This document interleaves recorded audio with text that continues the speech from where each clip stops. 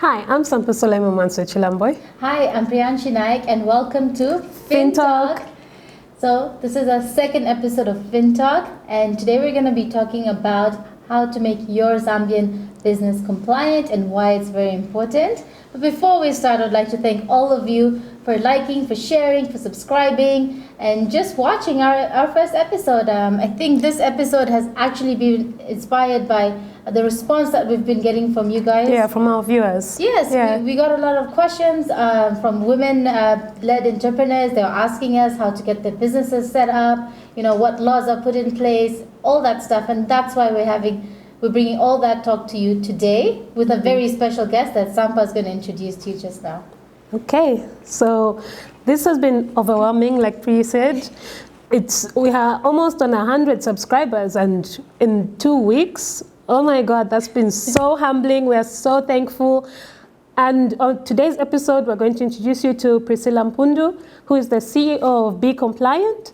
She and her organization deal with how to ensure that your business is compliant with ZRA and other organizations that are put in place to make sure that you are running your business smoothly. All right, guys, so we'll be right back after this break. Mm-hmm.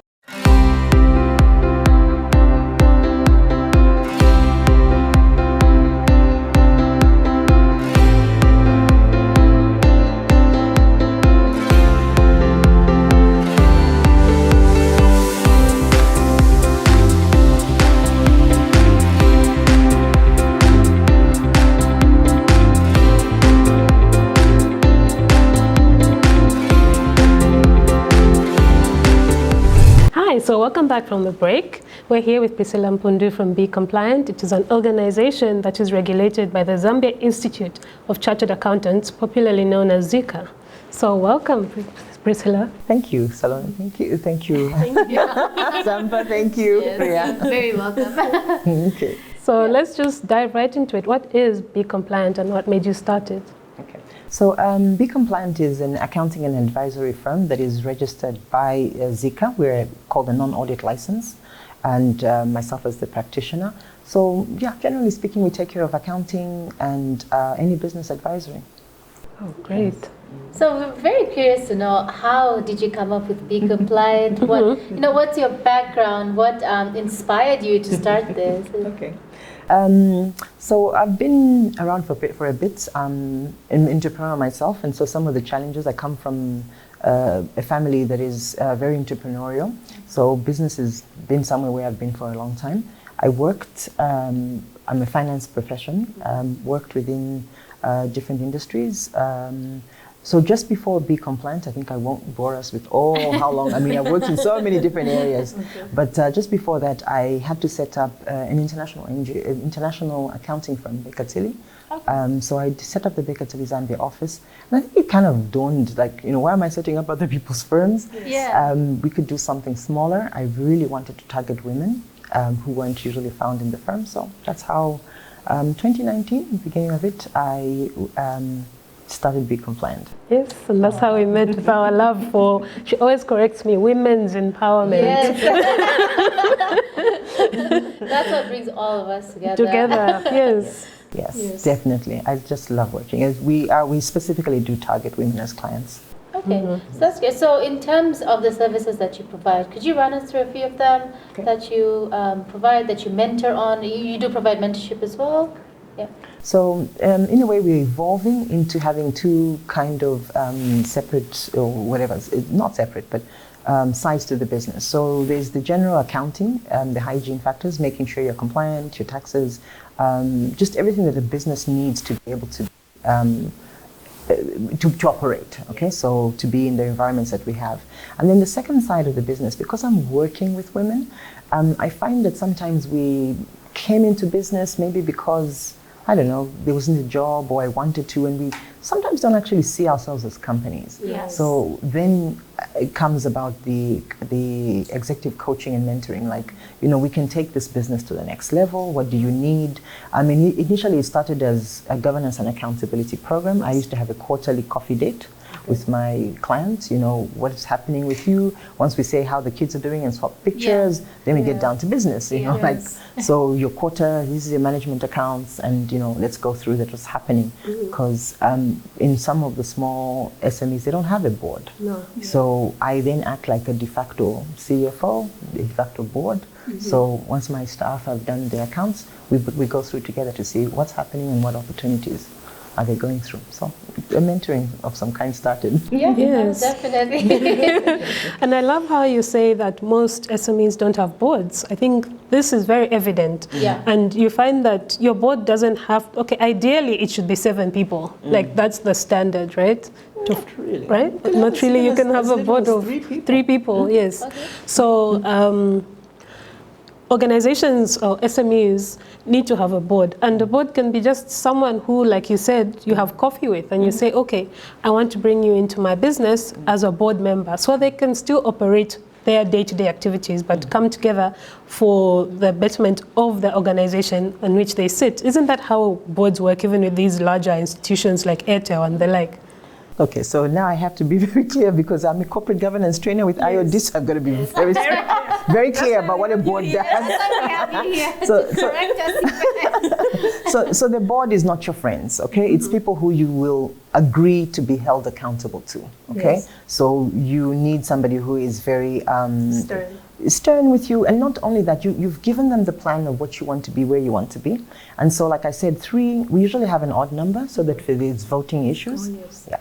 So you get together and you have people who, because all these accounts that you're producing, you may not be an expert. You know your business, but you don't know the finances. And so if you bring in somebody, one of the persons is a finance person, they're actually able to see and say, your numbers are looking good, and etc. Maybe there'll be somebody who's industry expert that then will tell you, the opportunities that are happening in the industry. So a board is a cheap way of getting professional advice in your business. Yeah. Yes. Because once I'm sitting on your table, I'm not going to not speak to the accounts. Yeah. And I'm speaking to the accounts without a bill waiting. So it's a good way of getting accountability. Yeah. So in a way, I guess it's good for you to diversify the people that are on your board. Yes. Kind of want people from each industry or some, that's obviously With different strengths. Yeah, that's in relation to the business that you're in as well. I guess that like she said, having a diverse board is very important for anybody that's thinking about it or hasn't thought about it yet. It is an option. You don't have to necessarily, like she said, have 7 people on your board. Yes, and it doesn't have to be your friends. It doesn't have to be your friends, yes. It needs to be an accountability partner. I think that's what I took away, in that your board they should hold you accountable for the direction that you want to take your business to. Yes. And then another thing about the boards is part of your compliance. In some of the industries that we work in, we are asked to do audited accounts. So audited accounts are usually signed off by a board. So even if you don't know, the board is then making sure that, this is fine and this is part of your compliance that you needed to have accounts. So they would go through that with you as well. Okay. So you mentioned that you actually do sit on certain boards or you do provide advice. Is that a separate package different from, let's say, if someone brings you in as a consultant? Is that different from sitting on a board? Maybe just to add more clarity on that. Okay, so when I said about as SME, I talked about it being an outsourced CFO. I'm looking at the fact that they may not have a board, so then I'm acting like a board member. But yes, a board member is very different from a consultant.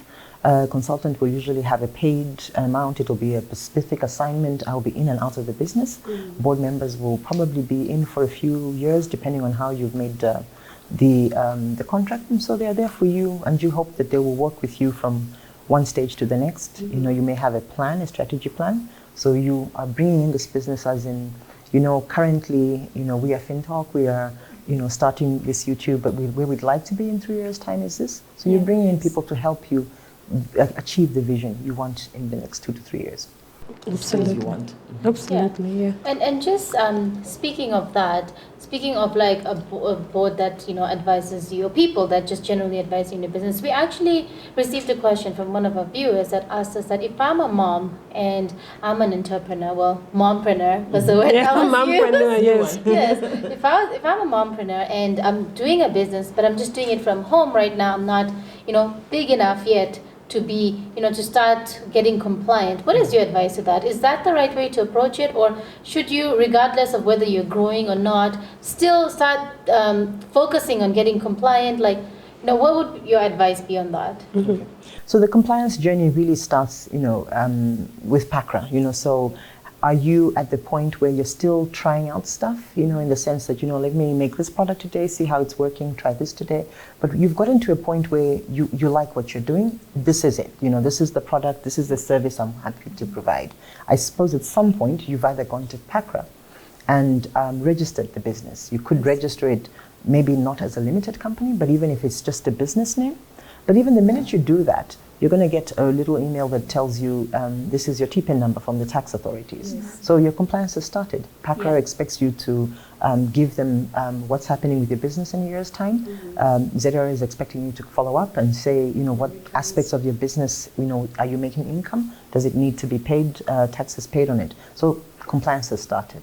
Then as you now go into different industries, etc., there are other compliances. So your regulatory framework is made.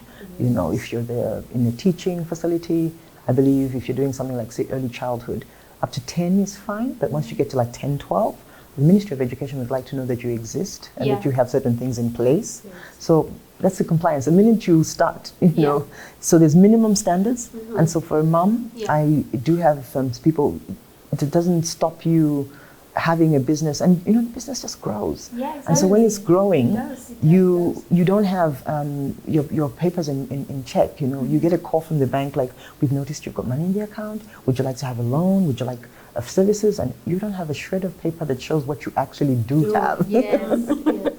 So that's why, like you said, the minute you start moving forward, or even like you said, you want to just register the name of your business. Your compliance has already started from there, and then from there it's just one thing after the other that has to fall in place. But is there a platform for people to go and see, just a list of what you need depending on what your business is?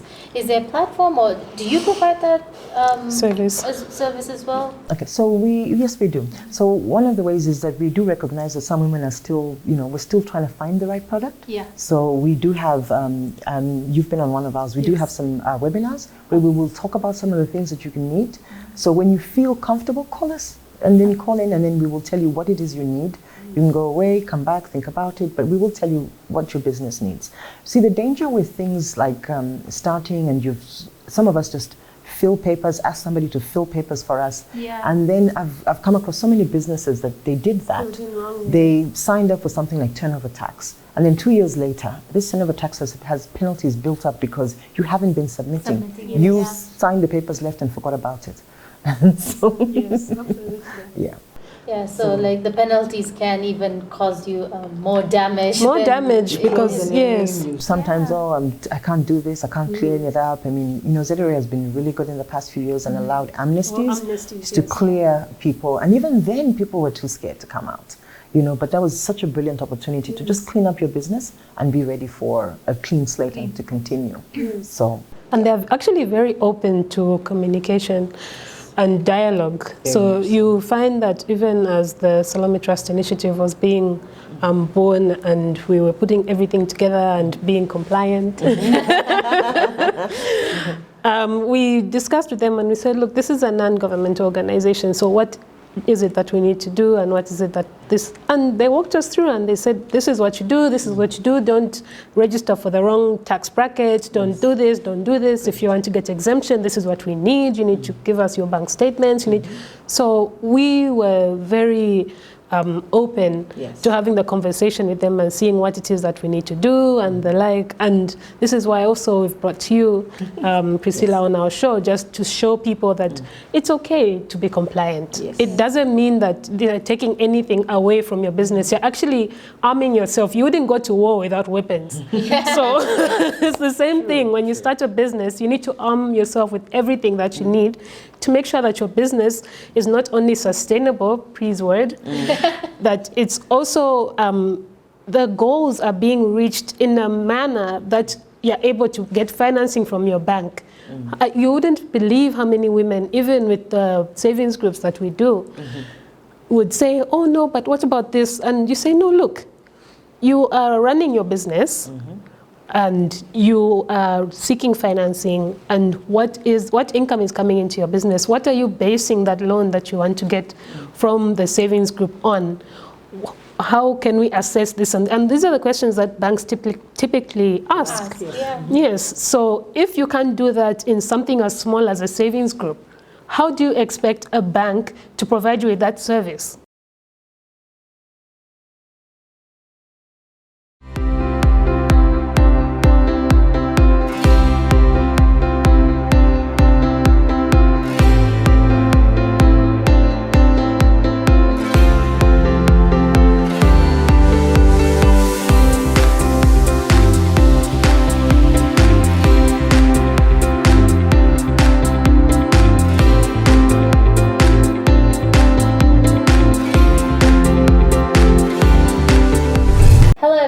Welcome back from the break. So in the second part of this segment, we're going to dig just a little bit deeper into compliance and what it means to be compliant and why that's important for us.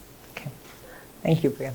So we did start, and I think you had a question to me. It's like, how does somebody know all that, that they should be? So we call it, some people call it a health check, so just as where you go to a doctor and do your health check. So that can happen for a business as well.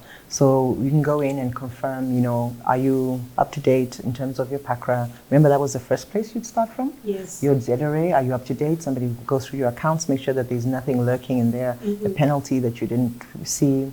And then now, which industry are you in and why are you specific? If you're a restaurant and you haven't paid attention to health standards, you could get shut down, and so things like that. Are your council, the council, are your certificates in place, fire certificates, trading licenses, things like that.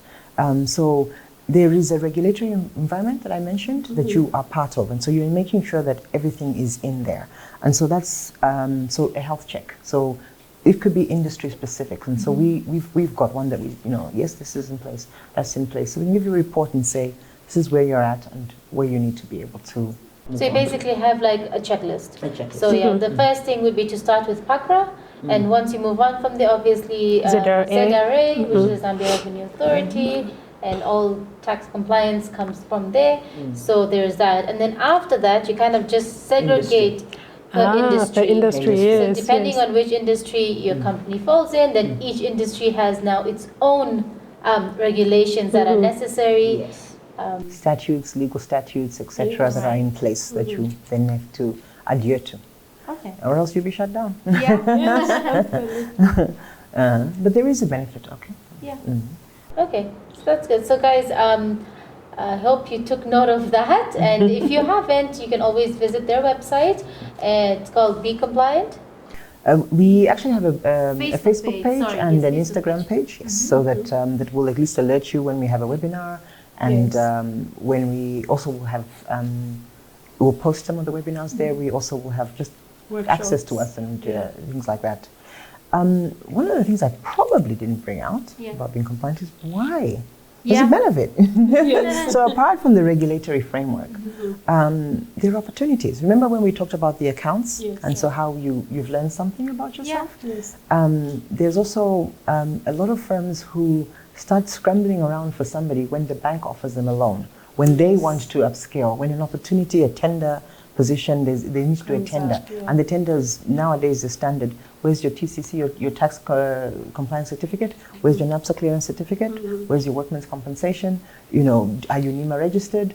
I think I was mentioning just before we came on about how even some schools have started asking when you're registering a child, like, where's your NEMA certificate, and things like that. So it's hectic to scramble around when you are now desperate to get something. Yes. But if all that is in place, it's all done. So it's a question of putting together the package for whatever opportunity that has happened. And so you're investor ready. You're investor ready for somebody you're partnering with, or you're bankable, somebody. You're sponsorable. Everything. And so don't leave it until, and an opportunity is gone. And it's gone, it's gone. Yeah, and then not only that, but then like you had mentioned, the penalties.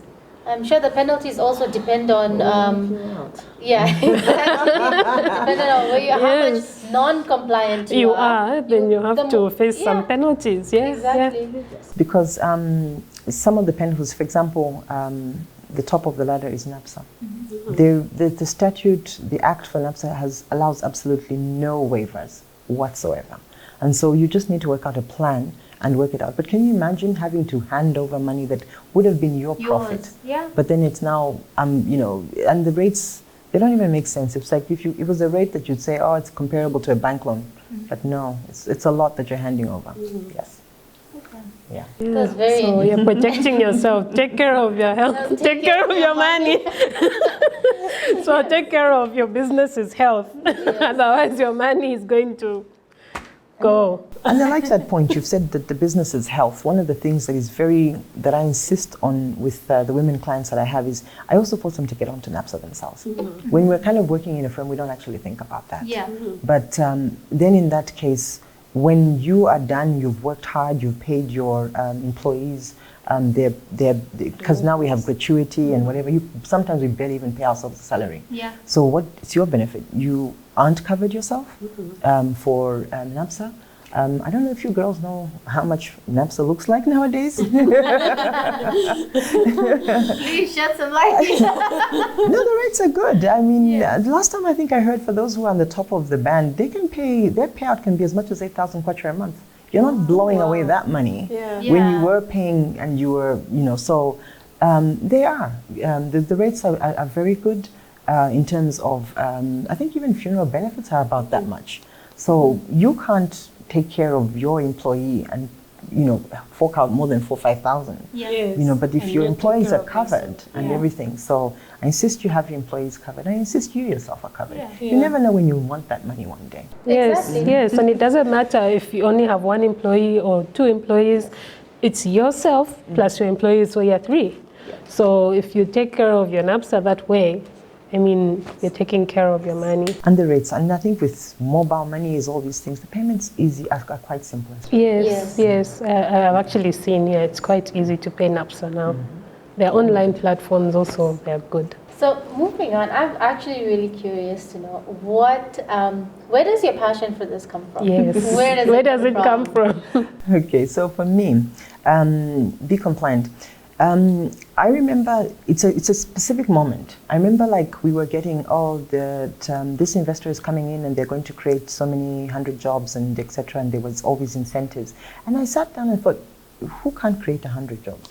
And so the thought has been brought up, and I understand, from my understanding, just looking at other economies around the world, the best way to have a stable economy is to have an economy that is built on thousands and thousands of small jobs, small companies.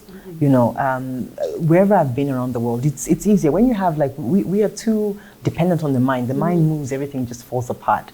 But then if you've got so many small little businesses all putting together, it's a stabler economy. So for me, that's how it started. I'm like, I want to create businesses. I want a business that I started with you. Maybe it was just you and one other person. We have a little,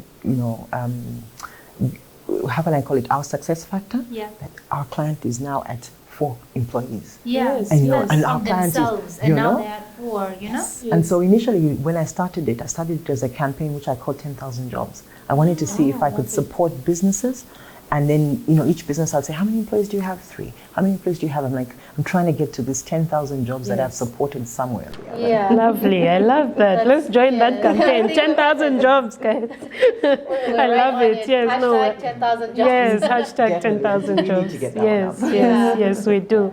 So, for our viewers, how can they get a contact with you? Because even we want to contact you. The Salome Trust Initiative needs you on our next board meeting. You need to be there. Definitely. I'd love to be, definitely. That's an initiative that I think is absolutely brilliant because it's touching so many different women at a go, and probably they are in some form of business or other kind, so those are industries that are then supported. So how do you get in touch with me? We're in the Rhodes Park area in the Nangwenya. We have a Facebook page, like I said, and an Instagram page. So Be Compliant, Be the little busy little bee. Yeah. So we can be looked up like that, and I hope either through your website or wherever, something of the nature, we'll try and make sure that we are as available as possible. We are, for some who, example, I have partners like say Zanaco, Women's Banking, so an alliance, some of them send clients. But I'm hoping that networks that have women, like I'm on their books, that if you guys need somebody who needs to take care of this, we can help you. Yes. And we could waive a couple of introductory things to make it worth a while. Yes, I love that. I love that too. So, ladies, remember, we are rooting for you. We're rooting for you to win. We want your business to win. So if you have a business idea, if you have a talent, you don't know where to take it, you want to scale it up, please ask the questions, get in touch. We're here to help. You can always comment on any of our social media pages, and subscribe. You can comment under our video as well. And like she said, you can go to her Facebook page and her Instagram page, which is called Be Compliant. Yes. And you can just leave your queries over there. Yes. We're here to help you, and we're here to scale your business, because this is the era of women-led businesses. Yes, yes. Yes, it is. So, guys, thank you so much for watching, and thank you so much, Priscilla, for being on our show. Yes, It was such a thank you. pleasure. Yes. We've learned so much. We've learned so much, even some things that we didn't know. We thought we needed 7 people on our board, but now we know that even 3 people. Even 3 people were enough. Exactly. So guys, this is how we learn, through conversation and through getting involved. So don't forget, if you're going to share any of our videos, hashtag FinTalk, hashtag get involved. Thank you so much for watching, and keep commenting. We'll be bringing content. We'll bring what you want to you. Thank you guys so much. Thank you. Bye. Bye.